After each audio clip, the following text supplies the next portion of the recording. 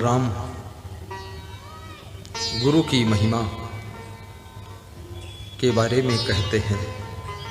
गुरु पद पंकज सेवा, तीसर भक्ति अमान, चौथी भक्ति मम गुण गण, करे कपट तज का। गुरु के कमल रूपी चरणों की विनम्र भाव से सेवा करना तीसरी भक्ति है। राम बड़ी बुद्धिमानी से प्रेरणा दे रहे हैं। कहते हैं गुरु के ऐसे चरण होने चाहिए कि कमल चरण, पंकज, पंकज माने कमल होता है, कमल रूपी चरण। एक शब्द में बहुत अर्थ छिपा है। जिसकी जिंदगी कमल हो, नैन कमल हो, हृदय कमल हो, मुख कमल हो, कर कमल हो, पद कमल हो, उसका जीवन ही कमल हो जाता है। तो कमल का मतलब है जल और कीचड़ में कमल रहता है।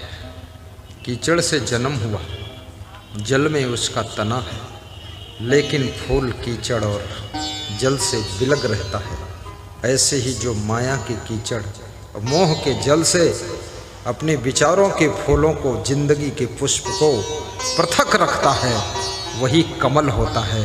और जो कमल होता है वही कमाल करता है, और उसके चरण ही पद कमल कहलाते हैं। राम कहते हैं उसको पकड़ना। गुरु पद पंकज, जिस गुरु के चरण पंकज हों, जिसके पैर कभी गलत राह पर चलकर न जाते हों, जिसके चरण कभी गलत आचरण की ओर कदम न उठाते हों, जिसके पांव हमेशा सत्संग में ही रहते हों, जिसके पैर हमेशा धर्म के पथ पर चलते हों, और जिसके पांव हमेशा भक्ति के मार्ग पर अटल होकर चलते हों, वह पद कमल होता है।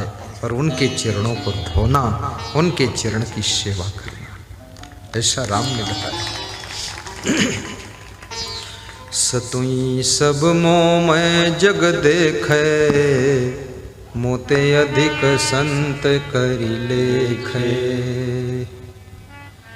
राम कहते हैं सातवीं भक्ति, जगत के नर नारियों को मेरे समान देखना।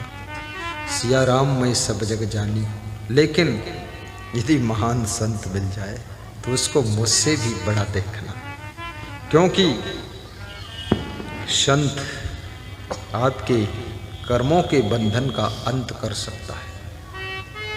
और भगवान राम संतों का सम्मान बहुत करते थे।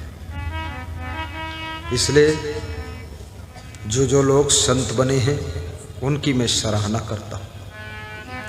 आप कम से कम माया मोह को छोड़ करके संत के रूप में विचरण कर रहे हैं, ये कोई साधारण बात नहीं।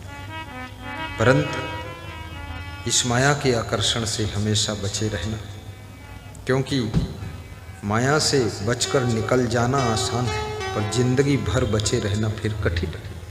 जिसके लिए संत को भी निरंतर सत्संग सुनना चाहिए, सत्संग करना चाहिए, स्वाध्याय भी करना चाहिए, और संत को